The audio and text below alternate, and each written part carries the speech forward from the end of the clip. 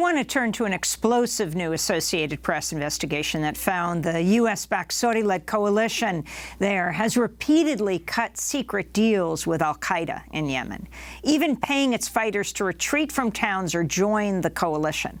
The AP investigation accuses the United States of being essentially aligned with al-Qaeda in the fight against Yemen's Houthi rebels, despite claiming to be fighting al-Qaeda in the region. For more, we're joined in Cairo, Egypt, by Maggie Michel, one of the 3 reporters for the Associated Press who broke this story, headlined U.S. allies spin deals with al-Qaeda and war on rebels. Explain what you found, Maggie. We worked on examining the Emirati campaign against terrorism in southern Yemen repeatedly over the past years since 2016. Emiratis, along with the Pentagon, declared victories after victories against al-Qaeda, liberating cities from the group without really telling us how this happened. We looked closely into different areas, basically Hadramaut, Abiyan, and Shabwa. And in the 3 of these provinces, we found through tribal mediators, officials, witnesses, residents, that there was no actual fight on the ground. And what happened is the Qaeda militants pulled out days and months and weeks before the campaign started. They pulled out, leaving the city without any fight. And then the Emiratis deploy their forces and then declare victory. The Pentagon joins and says, we have helped and assisted the Emiratis with a small force on the ground to defeat al-Qaeda. This is Sheikh Tariq al-Fatali, an Abiyan tribal leader and mediator, speaking in a video that accompanies your Associated Press report. The Americans know everything and more about what we know. They knew about the mediation step by step, one by one, and they were turning a blind eye. Maggie Michel, can you explain who he is and the significance of what he's saying? Tariq al-Fadli is a very well-known tribal leader in Yemen. He, in the past, was fighting next to Osama bin Laden in Afghanistan. He came back to Yemen, and he, one of the Afghan Arab fighters, recruited even by the government itself to fight the South in this fight between the North and the South. He played different roles. At the very end, when we interviewed him, we found that he was in direct contact with the Americans, feeding them with information about the movement of al-Qaeda, about the deals that's going on. This area in Abiyan has very active U.S. drone activity. I mean, the drones don't leave the sky.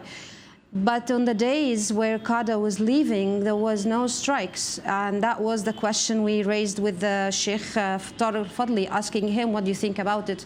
And he said that this is not a surprise. The Americans know everything.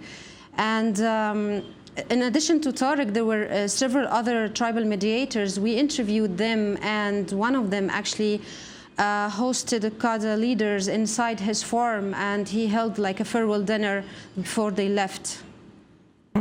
The Washington Times reports Pentagon officials denied U.S.-supported allies bribed or recruited al-Qaeda members in Yemen. Pentagon spokesman Colonel Rob Manning said, quote, "That is patently false. We do not pay al-Qaeda. We kill al-Qaeda." Maggie Michel. Yes, I mean, this is the line of the United States along with the Emiratis. Yesterday also the Emirati officials held a press conference denying that they had any agreements or deals with al-Qaeda, but on the ground we had so many witnesses and people who were involved in these meetings, including the tribal mediator who was involved in a meeting between the Emiratis and al-Qaeda where they agreed on paying money in order for the group to withdraw from Shabwa. And the denials don't really add, don't give more information, just general denials. And can you, Maggie, respond to the killing that we were just talking about, the U.S.-backed Saudi bombing of this school bus? 40 school children killed. Now there are thousands of people going to funerals in Yemen, 51 people overall killed. How does this fit into the picture that you have found in your investigation? What's very hard to determine in Yemen is what the children were doing. We uncovered Yemen since 2015. We know that the Saudi-led coalition has bombed civilian targets all the time, markets, hospitals, schools. This is not a surprise. But we also know that the Houthis are actively recruiting the children, and then they send them to the front lines. And the question marks here that are not answered yet, what were the children doing at the time? There are no schools right now in Yemen.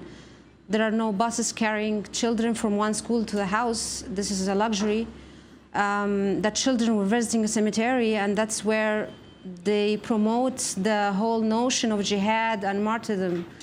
So, on one hand, the Saudi-led coalition is blamed for killing the civilians, and this have been ongoing without any, no question about it. But at the same time, we have to look at the other side of the picture and see what the Houthis were doing with the children.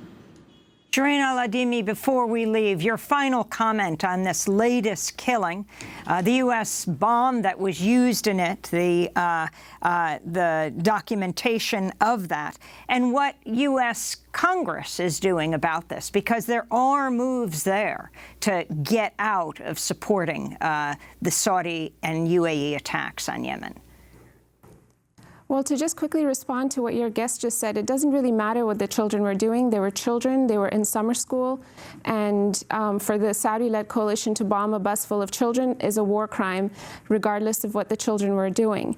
And to talk about really what the U.S. intervention in Yemen looks like, we know what it looks like. We know the devastation that it's caused. Yemen is falling, and it is all the services have been failing. 113,000 children died in 2016 and 2017 alone of starvation and preventable diseases such as cholera. And so what we need from the Senate, what we need from Congress right now is to continue to push toward ending the U.S. involvement in Yemen, given how much the Saudis and the Emiratis rely on U.S. support, on U.S. weapons, on U.S. maintaining and repairing of their aircraft, on U.S. mid-air refueling, and on U.S. targeting assistance. We know that they cannot continue to wage war on Yemen without extensive U.S. assistance, and Congress really needs to act quickly to continue to introduce resolutions in the Senate and in the House to push the U.S. out of Yemen. Well, I want to thank you both for being with us. Shireen Al-Adimi is a Yemeni scholar, activist, and assistant professor now at Michigan State University, speaking to us from East Lansing, and Maggie Michel, AP reporter, speaking to us from Cairo, Egypt. This is Democracy Now! We have a Democracy Now! Full-time job opening for a broadcast engineer here in our New York City studio. Find out more at democracynow.org. Democracy Now! Produced by Mike Burke, Renee Feltz, Nermeen Sheikh, Carla Wills, Laura Gottesdiener, Sam Malkoff, John Hamilton, Robbie Karen, Honey Masood, Trina Nadur, Nat Need, and Libby Rainey. I'm Amy Goodman. Thanks for joining me.